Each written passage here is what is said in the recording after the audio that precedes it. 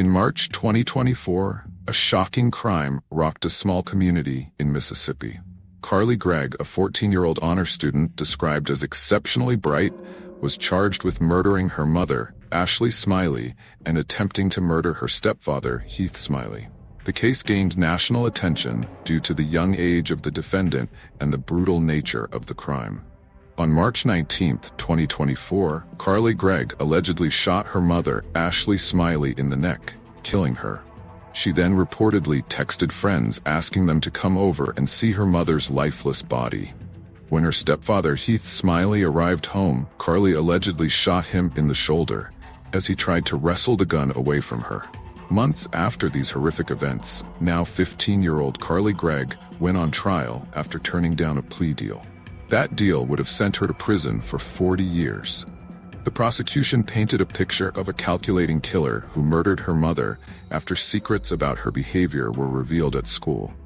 However, the defense argued that Carly was suffering from an undiagnosed mental illness.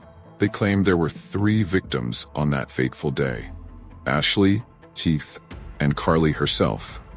The trial began with opening statements from both sides. State Attorney Catherine White Newman told jurors that on the morning of March 19th, Carly had gotten into an altercation with a friend at school. This friend was so worried about Carly's marijuana use, her being high, and her possession of burner phones that her mother didn't know about. He felt compelled to tell Ashley Smiley. According to the prosecution, after school that day, Carly rode home with her mother. Once inside their house, Ashley reportedly went to search Carly's room, where she found vape pens. The prosecution alleged that Carly then went straight to her parents' bedroom, removed a .357 Magnum from under the mattress, and concealed it behind her back. She then walked to her own bedroom and fired 3 shots into her mother, killing her. In the 45 minutes following the shooting, Carly allegedly reached out to several friends, inviting them over but not saying why. One friend did come over, and according to the prosecution, Carly asked her if she was squeamish around dead bodies before showing her Ashley's body. Carly then allegedly told this friend, "I put 3 in my mom, and I got 3 more waiting for my stepdad when he gets home." The defense, on the other hand, painted a different picture. They admitted that Carly had killed her mother and shot her stepfather, but argued that these actions were not intentional. Instead, they claimed that Carly had been suffering from an undiagnosed mental illness that neither she, her parents, nor her friends were aware of.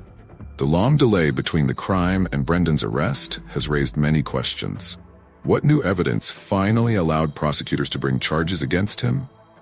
Did Juliana Perez-Malaz provide information implicating her former lover? Or did forensic analysis of evidence from the scene yield damning results? Legal experts following the case believe prosecutors must have obtained some crucial new piece of evidence, a smoking gun, that ties Brendan definitively to the murders. This could potentially be a confession, an incriminating text message, or recording, or testimony from a new witness. Whatever it is, it was compelling enough for a grand jury to hand down an indictment. As the case moves toward trial, many key questions remain unanswered. What was Joseph Ryan's true connection to the family? Was he really lured to the home by someone impersonating Christine online? Or could there be another explanation for his presence that fateful morning? The involvement of the BDSM website adds another layer of intrigue to the case. If Christine wasn't actually the one communicating on that site, was she aware of her husband's activities there?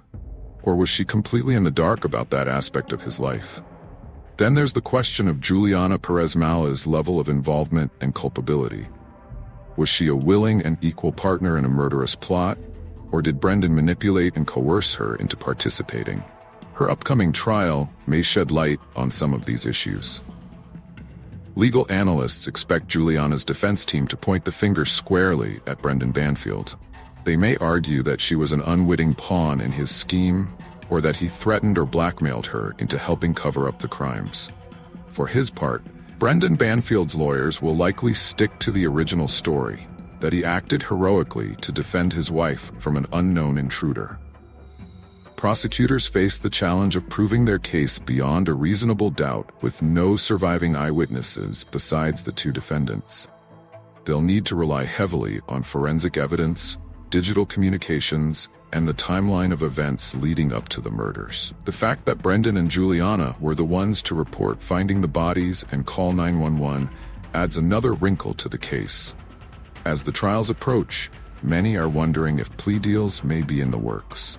With Brendan Banfield now facing charges, prosecutors may try to leverage Juliana's testimony against him in exchange for a reduced sentence. If she were to flip on her former lover and corroborate the prosecution's theory of the crime, it could be devastating to Brendan's defense. The case has captivated the public's attention due to its salacious elements and shocking betrayals. A seemingly normal suburban family harboring dark secrets, a torrid affair between husband and nanny, kinky online activities, and a bloody double murder. It has all the elements of a Hollywood thriller. But for the families of Christine Banfield and Joseph Ryan, it's an all-too-real tragedy that has forever altered their lives. Many questions still swirl around the case. What drove Brendan Banfield, a successful professional with a young family, to allegedly orchestrate such a heinous crime? Was it simply lust and infatuation with a younger woman? Or were there deeper issues in his marriage and psyche that pushed him to this extreme? The involvement of the family's young daughter adds another heartbreaking dimension to the story. At just 4 years old, she has lost her mother to violence and her father to incarceration. The long-term trauma and impact on her life is immeasurable. As the case proceeds through the legal system, investigators and prosecutors will continue working to uncover the full truth of what happened that February morning in Herndon. The upcoming trials of Juliana Perez-Malaz and Brendan Banfield will likely reveal new details and potentially surprising twists. If convicted, Brendan Banfield faces the possibility of life in prison without parole. Juliana Perez-Malaz could receive up to 40 years behind bars. But no matter the eventual outcome, nothing can undo the devastating loss of life and destruction of a family. The case serves as a stark reminder that even in quiet, affluent suburbs, darkness and violence can lurk beneath a seemingly perfect facade. It highlights how infidelity and betrayal can spiral into unthinkable acts. And it underscores the patient, methodical work of investigators and prosecutors in unraveling complex cases and pursuing justice. As the Herndon community continues to grapple with the shocking crime that unfolded in their midst, many will be watching closely as the legal proceedings unfold. Will justice ultimately be served for Christine Banfield and Joseph Ryan? Will the full truth of what happened ever come to light? Those questions may soon be answered as this twisted tale of love, lust, and murder reaches its final chapter in the courtroom.